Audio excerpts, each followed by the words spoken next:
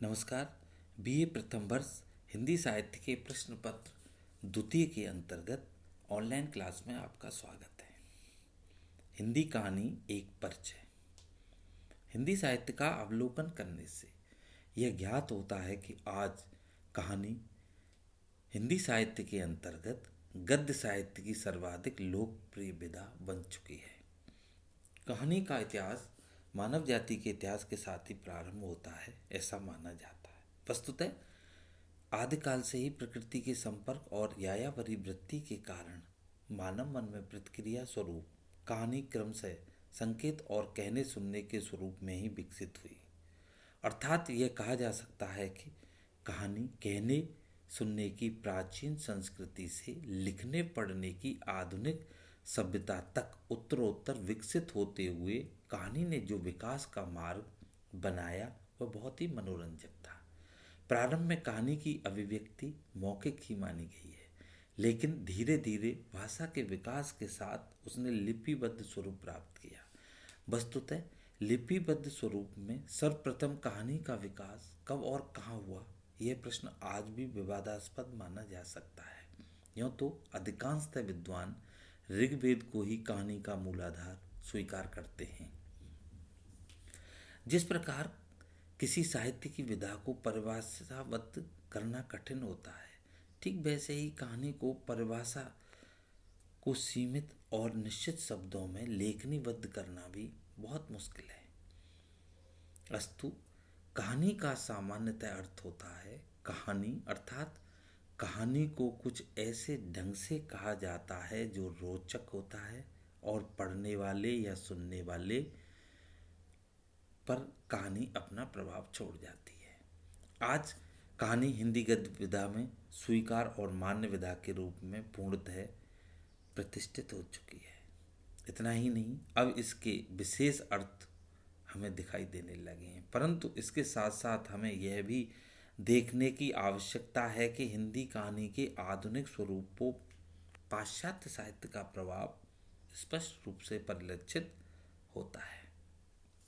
यूँ तो कहानी साहित्य की सबसे प्राचीन एवं लोकप्रिय विधा मानी जाती है, तथापि इसकी परिभाषा के संदर्भ में विद्वानों का एक मत नहीं है, क्योंकि कुछ विद्वानों के अनुसार कहानी संस्कृत के कथा शब्द का आधुनिक रूपांतरण मात्र है, किंतु इसका अपना स्वतंत्र अस्तित्व है। वस्तुतः प्राचीन विधा के होने के कारण कहानी की परिभाषा आज भी उतनी ही अपूर्ण है जितनी प्राचीन काल में। फिर भी विद्वानों ने इसको परिभाषाबद्ध करने की चेष्टा की है, पर इसका रूप इतना तरल है कि विद्वानों के प्रयत्न असफल ही माने जा सकते हैं। इन विद्वानों की परिभाषाएं मात्र कहानी की विशेषताओं पर ही प्रकाश डालने तक ही सीमित है। पाश्चात्य एवं भारतीय विद्वानों की परिभाषा एवं अवधारणाएं कहानी के संदर्भ में इस प्रकार देखी जा सकती हैं। पाश्चात्य विद्वानों की अवधारणाएं कहानी के विशेष संदर्भ में। पाश्चात्य विद्वानों ने कहानी की विभिन्न रूपों में परिभाषा प्रस्तुत की है, परंतु एक बात पर सभी ने सहमति व्यक्त की है कि कहानी में कहानीकार की रचना प्रतिभा का समस्त कौशल केंद्रित होता है। हेनरी हडसन के मतानुसार कहानी में केवल एक ही मूलाभाव होता है और उसका विकास तार्किक निष्कर्षों के साथ लक्ष्य की एक निष्ठता से सरल तथा स्वाभाविक गति से किया जाता है। इसी क्रम में पाश्चात्य विद्वान H.G. वेल्स ने कहानी की परिभाषा देते हुए कहा है कि यदि कोई भी मधुर कथात्मक रचना जो सरलता से 20 मिनट में पढ़ी जा सके कहानी कही जा सकती है। इसी प्रकार जॉन हेड फील्ड ने कहानी को परिभाषाबद्ध करते हुए लिखा है कि छोटी कहानी वह है जो बड़ी न हो। यह परिभाषा बहुत ही अस्पष्ट प्रतीत होती है। कहानी के संदर्भ में एलन पो का मानना है कि लघु कथा एक ऐसा आख्यान है जो इतना छोटा होता है कि एक ही बैठक में पूरा पढ़ा जा सके तथा पाठक पर अपना एक विशेष प्रभाव छोड़ सके। इसी संदर्भ में J.B. ईसनवीन ने लिखा है कि प्रभात की एकता, कथानक की श्रेष्ठता, घटना की प्रधानता, एक प्रधान पात्र और किसी एक समस्या का समाधान। कहानी में ये 5 गुण होने चाहिए।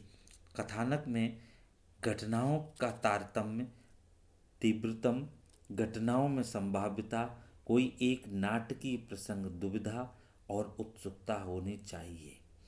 वस्तुतः जेबी ईसवन वीन के इस मत में कहानी की विशेषता ही नजर आती हैं, न कि उसमें परिभाषाबद्ध स्वरूप। कहानी की परिभाषा को स्पष्ट करते हुए वालपोल कहते हैं कि कहानी में घटनाओं का विवरण होना चाहिए। इतना ही नहीं, कहानी घटना दुर्घटना संकुल हो, उसकी तीव्र गति हो, उसका विकास अप्रत्याशित हो, उसे दुविधा के माध्यम से संकट की परिणति की ओर अग्रसर होना चाहिए। कहानी की परिभाषा इस प्रकार भी हो सकती है कि कहानी उस घुड़दौड़ के समान होती है जिसका प्रारंभ और अंत ही महत्वपूर्ण होता है। इसी प्रकार का मत पाश्चात्य विद्वान एलरी का भी माना जा सकता है कि कहानी उस घुड़दौड़ की तरह होती है जिसका प्रारंभ और अंत ही महत्वपूर्ण होता है। अर्थात हम कह सकते हैं कि पाश्चात्य विद्वान एलरी ने कहानी में 2 बातों की ओर संकेत किया है, पहला प्रारंभ और दूसरा अंत। जिस प्रकार से घुड़दौड़ में उत्सुकता होती है, उसका प्रारंभ और अंत इतना महत्वपूर्ण हो जाता है, ठीक उसी प्रकार से कहानी का प्रारंभ और अंत भी महत्वपूर्ण माना जा सकता है। इस प्रकार पाश्चात्य विद्वानों की अवधारणाओं की विविधताओं के आधार पर हम कह सकते हैं कि कहानी को किसी एक निश्चित स्वरूप में नहीं बांधा जा सकता, मात्र ऊपरी तौर पर ही उसकी संवेदना के दृष्टिकोण से उसकी परिभाषा की जा सकती है। यह जीवन के किसी एक पहलू का ऐसा संवेदनात्मक चित्रण है जिसे अनुभूत तो किया जा सकता है किंतु शब्दों में बांधा नहीं जा सकता। भारतीय विद्वानों की अवधारणाएं कहानी के विशेष संदर्भ में। भारतीय हिंदी साहित्य के विद्वान भी कहानी के स्वरूप पर प्रकाश डालते हुए अपने विचार व्यक्त करते हैं। यद्यपि इनके भी प्रेरणा स्रोत पाश्चात्य विद्वान ही माने जा सकते हैं, फिर भी इनकी परिभाषाएं देश काल के अनुसार निश्चित ही कुछ परिवर्तनशील प्रतीत होती हैं। मुंशी प्रेमचंद के अनुसार कहानी एक ऐसी रचना है जिसमें जीवन के किसी एक अंग या किसी मनोभाव को प्रदर्शित करना ही लेखक का उद्देश्य रहता है। उसके चरित्र, उसकी शैली, उसका कथा विन्यास सब उसी एक भाव की पुष्टि करते हैं। यह एक ऐसा मामला है जिसमें एक ही पौधे का माधुर्य अपने समुन्नत रूप में दृष्टिगत होता है। इतना ही नहीं, प्रेमचंद कहानी की विशेषता बताते हुए लिखते हैं कि सबसे उत्तम कहानी वह होती है जो किसी मनोवैज्ञानिक सत्य पर आधारित हो। इसी प्रकार हिंदी के मूर्धन्य साहित्य जयशंकर प्रसाद का कहानी के संदर्भ में मानना है कि सौंदर्य की एक झलक का चित्रण करना और उसके द्वारा इसकी सृष्टि करना ही कहानी का लक्ष्य होता है। जबकि इलाचन जोशी का मानना है कि जीवन का चक्र नाना परिस्थितियों के संघर्ष में उल्टा सीधा चलता है। उस सुबृहद चक्र की किसी विशेष परिस्थिति की स्वाभाविक गति को प्रदर्शित करने में ही कहानी की विशेषता है। इसी प्रकार कहानी के संदर्भ में चंद्रगुप्त विद्यालंकार का मानना है कि घटनात्मक इकहरे चित्रण का नाम कहानी है और साहित्य के सभी अंगों के समान रस उसका आवश्यक गुण है। कहानी की परिभाषा को और अधिक स्पष्ट करते हुए जैनेन्द्र कहते हैं कि यह तो एक भूख है, निरंतर समाधान पाने की कोशिश करती रहती है। हमारे अपने सवाल होते हैं, शंकाएं होती हैं, चिंताएं होती हैं और हम ही उनका उत्तर, उनका समाधान खोजने का, पाने का सतत प्रयास करते हैं। कहानी उस खोज प्रयत्न का एक उदाहरण है। जगन्नाथ प्रसाद शर्मा का मानना है कि कहानी गद्य रचना का कथा संप्रक्त वह स्वरूप है जिसमें सामान्य लघु विस्तार के साथ किसी एक ही विषय पर अथवा तथ्य का उत्कंठ संवेदन इस प्रकार दिया गया हो कि वह अपने में संपूर्ण हो और उसके विभिन्न तत्व एकोन्मुख होकर प्रभावन्ति में पूर्ण योग देते हैं। इसी संदर्भ में अज्ञे का मानना है कि कहानी जीवन की प्रतिछाया है और जीवन स्वयं एक अधूरी कहानी है, एक शिक्षा है जो उम्र भर मिलता है और समाप्त नहीं होती।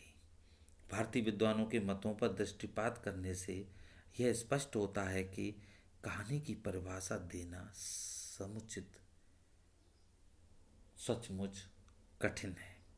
इसलिए डॉक्टर राम रतन भटनागर ने लिखा है कि कहानी का क्षेत्र इतना विस्तृत है कि विषय और शैली दोनों की दृष्टि से कि हम किन्हीं दो चार वाक्यों को कहानी की परिभाषा के रूप में नहीं गढ़ सकते।